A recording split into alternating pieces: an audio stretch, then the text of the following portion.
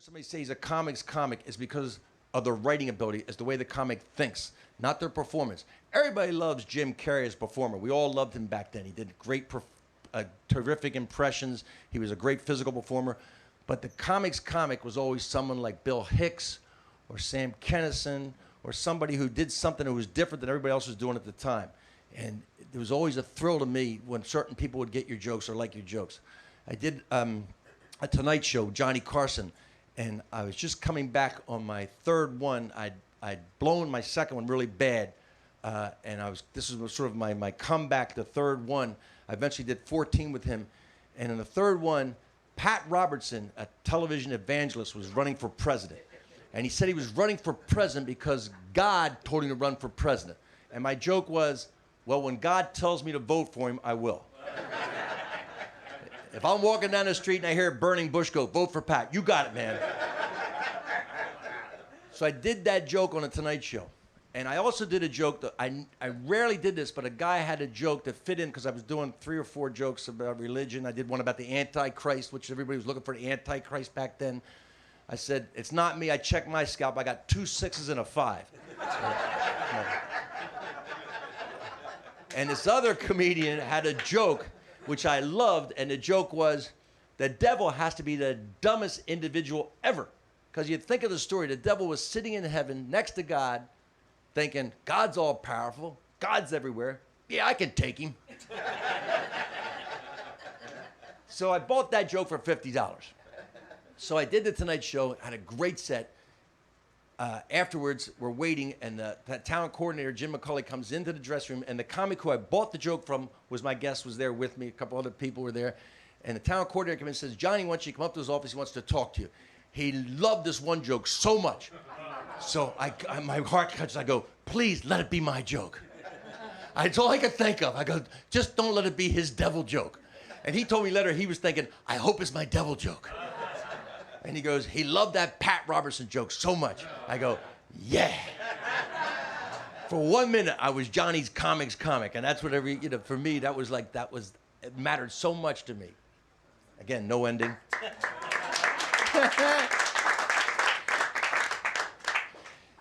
This is why, when I talk about joke thieves, people who are performers, are more performers than they are writers in stand-up comedy, they end up, a lot of times, they're the ones they have to buy material or they have to steal it. That's the only way they're going to get the material they need to get to where they want to go a lot of times. So people who are more writers than performers, they never understand why someone would steal, because for us, it's so important to be able to write the joke, to have signature of the joke, to have come up with this joke that nobody else has come up with. So the joke thieves are a huge irritant to people who are stand-up comics. It's always, because again, that's our stock and trade, our jokes, and it's a proprietary thing. But I remember getting advice from Larry David once, because somebody had stolen a joke from me. This was way back at the Improv back in the 80s, and I'd already hit one comic. I'd actually hit a comic who stole a joke, and I was going to hit this guy, and Larry said, look, you're going to be hitting a lot of comics. This is not going to go well for you. You got to just let it go. You have to just outright them. You have to keep writing. You have to outright them. Keep writing. And so that became my mantra from then on. But there were times, and there's one particular time that got me so bad. I was working in Atlanta, the Punchline in Atlanta.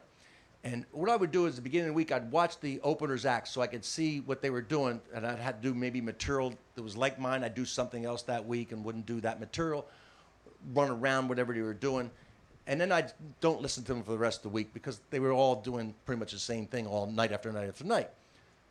And I would listen to music. I'd put Walkman on, a cassette player with a Walkman, and I'd listen to music while they were performing. Because again, I didn't want to hear what the audience was laughing at, because sometimes it would cause me to prejudge the audience. If they did some sort of racist joke or bigoted joke and the audience laughed, then I'd hate the audience before I went on. So I would not want to spoil the canvas before I got to it.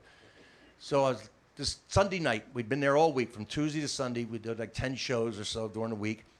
And Sunday night, the middle actor's on stage, and I'm back there bopping the music. And at one point, for whatever reason, I take my headphones off, and he did one of my jokes. Exactly, perfectly, one of my jokes. And I listened, and then he did another one right behind it, then another one. And he did the whole hunk, a whole bit, like 4 jokes. I'm like, he's doing my act. He's literally doing my act right in front of me. I've worked with this guy all week. So I run backstage. There's this little backstage area.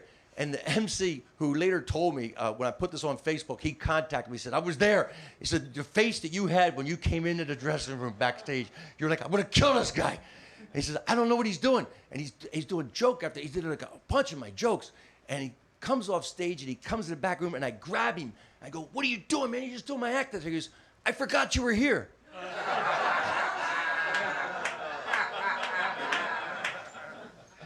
Now the guy, I had to let him go because the guy's introduced me, so I have to go on stage. What my real problem was, I didn't know how many jokes that he had done before I started listening.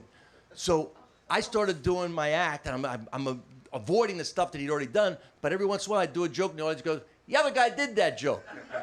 I go, yeah, that's what we like to do. We like to test you to see if you're really listening, which you can only do once, and then I have to think of something else. And I was like so ready to finish this set. As soon as they gave me, like, usually I would you only have to do 45 minutes, but I like to do an hour and 15, an hour and a half. That night, 45, I was off. I come running back, where is that guy? I go, oh, he left, man. He drove out of town as fast as he could. I'm gonna start working on endings of some of these stories when I...